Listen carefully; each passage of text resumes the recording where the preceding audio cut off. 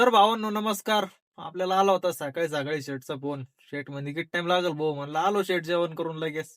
जेवण वगैरे केलं आणि आलो. लावली गाडी क्रॉसिंग करायला. क्रॉसिंग करायचं काम चालू होतं पोरांचं. मस्तपैकी 5.5 ब्रास फरशी भरून घेतली गाडीमध्ये. गाडी भरून घेतल्यानंतर पाळका वगैरे लावलं, गाडी पॅक केली आणि आज आपल्याला जायचं होतं सायगावला. मग काय लावला गेअर गाडीला आणि निघालो आपण सायगावला. सायगावला आपल्याला गाडी खाली करायची होती जिल्हा परिषद शाळेमध्ये. आणि भावांनो सकाळी फ्रेश मूड मध्ये काम करायला जी मजा येते ना ती मजा कुठंच नाही भावांनो. एक नंबर वाटतं काम करायला. मग काय तिकडून निघालो आणि आलो आपण डायरेक्ट सायगाव मध्ये जिल्हा परिषद शाळेमध्ये. इकडे आल्यानंतर गाडी रिवर्स लावली. गेटही नव्हतं व्यवस्थित.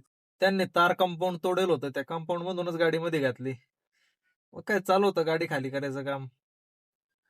पहिले तर त्यांनी एकच माणूस दिला होता गाडी खाली करायला. त्यांना म्हणलं भाऊ लय टाइम लागेल गाडी खाली करायला, जवळ 2 तास लागतील.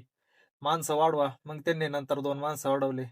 मग काय गाडी खाली वगैरे झाली. मस्त पैकी निघालो आपण आपल्या आपल्या दुकानवरती. तर चला मित्रांनो, परत भेटू पुढच्या व्हिडिओमध्ये. तोपर्यंत लाईक करा, कमेंट करा, फॉलो करा आणि शेअर करायला विसरू नका.